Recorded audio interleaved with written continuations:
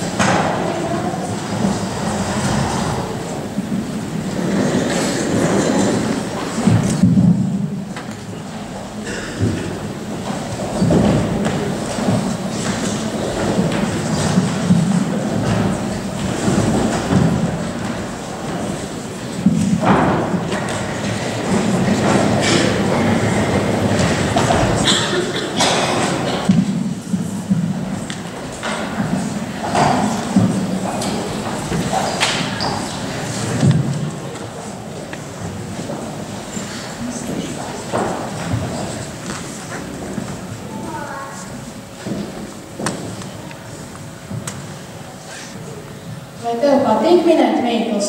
Kā ne? Vai tu kādu zini? Jā, bet tā ir ļoti sarežģīta. Klausies labi uzmanīgi. Vienā mājā ir 3 māsas, 2 lielas, 1 maza. Lai cik savādi tas liekas, māsas mūžam nesatiekas. Pirmā vēl nav pārnākusi, kad jau otra aizgājusi. Tikai 3. mazākā mājās sēž un apkārt nestaigā. Bez 3. nebūtu tās 2 citas, jo viņa otrā māsā pārvēršas bez mitas. Līdz ko apskatīt kāds mazo māsu grib, viena liela acu priekšā zina. Saki, varbūt tās 3 ir 1, varbūt 2, varbūt nav it nevienas. Milzu varu pieder māsām šīm valstībā bez zemes un bez debesīm. Vai, tas patiešām ir grūti. Nākotnē. Pirmā vēl nav pārnākusi. Tā ir nākotne. Un kad otra jau aizgājusi, tā ir tagadne. Bet tagad kļūst vēl sarežģītāk. Kas tad ir 3? Viņa ir vienīgā, kas apkārt nestaigā. Tā ir pagātne. Pastāv kāds ļoti liels, kaut arī gluži ikdienišķs noslēpums. Mēs visi ar to esam saistīti. Tikai retais kādreiz mēģinājis to izdibināt. Vairums ļaužu šajā noslēpumā nekādu noslēpumu nesaskata. Un it nemaz par noslēpumu to nesauc. Šis noslēpums ir laiks. Laika mērīšanai mums ir kalendāri un pulksteņi, bet tie neko lielu nedod, jo katram taču būs gadījies pieredzēt, ka dažkārt viena vienīga stunda ir gara kā vesela mūžība, bet citreiz pazūd kāds mirklis, viss atkarīgs no tā, kas šajā stundā notiek, jo laiks ir dzīve un dzīve glabājas sirdī. Tieši šo patiesību neviens nezināja labāk kā laika ņēmēji. Neviens tā nesaprata kā viņi, ko vērta ir viena dzīves stunda, viena minūte, viena vienīga sekundi. Protams, viņiem par laiku bija sava saprašana, un pēc savas saprašanas viņi arī rīkojās. Katru, kas nākotnē varētu būt viņiem noderīgs, laika ņēmēji iepazina jau labu laiku iepriekš. Viņi tikai nogaidīja īsto mirkli, kad varēs upuri sagrābt, un darīja visu, lai šis mirklis pienāktu.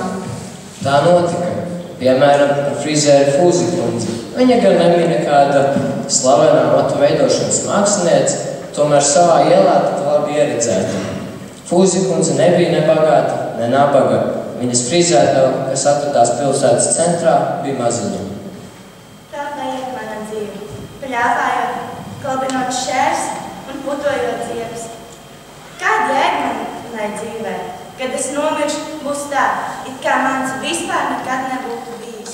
Kas es tādu vispār esmu? Sīt frizierā, nekas vairāk. Ja es būtu varējis dzīvot kā pienāks, es būtu kļuvusi par pavisam citu cilvēku. Ko nozīmē dzīvot kā pienāks, to Fūzi kundze nezināja. Viņa to iztēlojas kā kaut ko sevišķu, kaut ko brīnumainu, skaistu un netveram, kaut ko tādu, kas redzams tikai avīžu un žurnālu izdevumos. Esmu ieradies no laika rēkas. Mums ir zināms, ka es vēlaties atvērt konferenci. Jūs taču esat izietas locekļi. Jā. Tādā gadījumā esmu ieradies īstajā vietā. Es ievēroju jūsu laiku zudumu un vēlamies jums palīdzēt uzkrāt, nevis izšķirt. Es jums to parādīšu vienkāršiem apētiem. Cik ilgi jūs gribat nodzīvot? Līdz gadiem 70, ja Dievs dod. Cik jums ir šobrīd? 42. Cik ilgi jūs guļat pa nakti? Apmēram 8 stundas. Un cik daudz jūs esat spiesti ziedot darbam? Arī apmēram 8 stundas. Labi, visu šo laiku uzreiz skaitīt jūs zaudēt.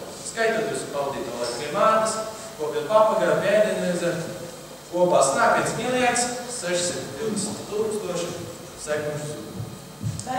Nepārtrauciet man. Es jums esmu gatavs piedāvāt laika rēkas. Ietaupot tikai 2 stundas dienā. Jūsu kapitāls šobrīd būtu 600 miljardi 520. 6 miljoni 54 tūkstoši. Mums vajadzētu tikai sēdēt ar māti mazliet mazāk, veltīt laiku savam papagaram un ēdienreizēm tikai tik, cik tas ir nepieciešams. Padomājiet, vai nav izdarīts priekšlikums? Ir gan, bez šābām. Sākšu krāt tūlītāk. Laika ņēmējs pazuda, un Fūzi kundze palika viena ar savām domām par laika krāšanu. No viņas atmiņas bija pazudis nesenais viesis, tomēr pieņemtais lēmums gan ne. To nabaga frizēra tagad uzskatīja par lēmumu un solījumu sev pašai. Kaut arī nabaga frizēra taupīja laiku arvien vairāk un vairāk, viņai nepalika labāk. Neviens nemanīja, ka krādama laiku viņa patiesībā krāja kaut ko pavisam citu. Viņa nevēlējās atzīt, ka viņas dzīvē kļūst jo dienas jo nabagāk, vienmuļāk un tajā pamazām iesoļo augstums. Fūzī kundze nebija vienīgā laika ņēmēja upuris. Līdzīgi kā nabaga frizieri, arī citi noslēdz šādu vienošanos un neko nenojauta. Toties skaidri to izjuta bērni, jo arī viņiem tagad neatlika laika. Bet laiks ir dzīve, un dzīve glabājas sirdī, jo vairāk cilvēku taupīja laiku, jo mazāk viņiem tā bija.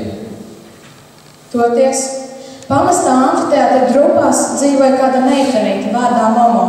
Viņai nebija vecāki, tikai daži draugi, bet Momo piederēja kas cits, spēja klausīties citos. Viņa gaidīja, kad atnāks bērni ar viņu parotaļāties, bet todien neviens neatnāca. Te pēkšņi uzrodas 2 cilvēki melnos apģērbos. Viņi uzrunāja Momo, tajā pat laikā kļūst neticami vēsi.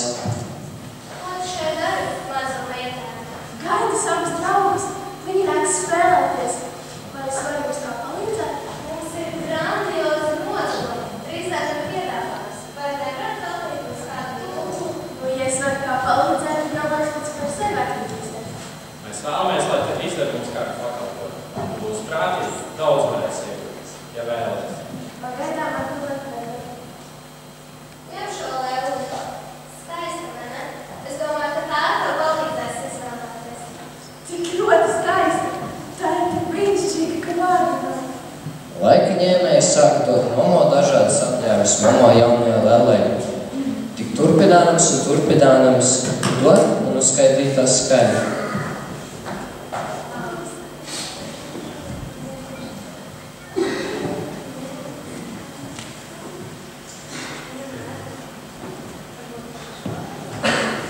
Tagad tevai lellai būs pietiekami daudz vārdu. Vai tagad viņiem būs kā laicīgi?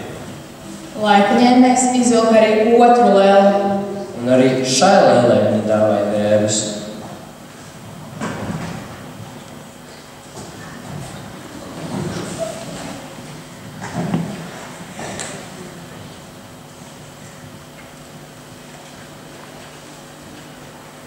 Tagad tev ir draudzīgs, tev nebūs vajadzīgi.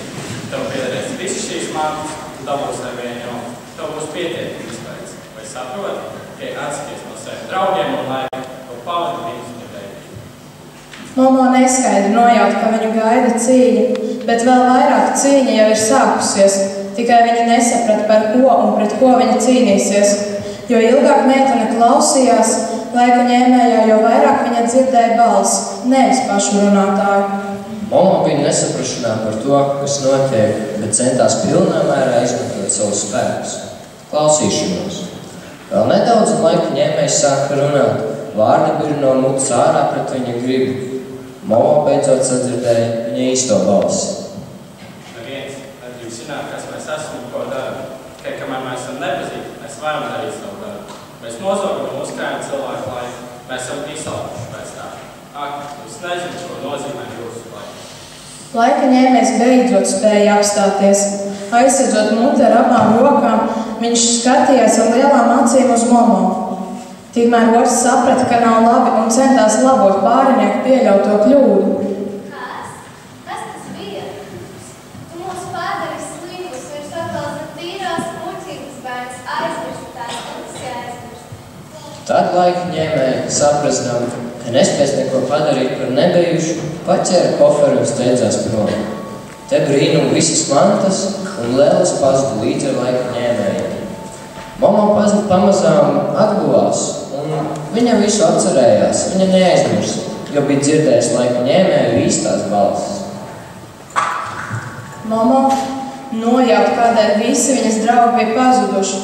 Viņa krāja laiku, un reizē ar to viņa dienu no dienas palika steidzīgāk un straujāk, dusmīgāk un nejaukāk.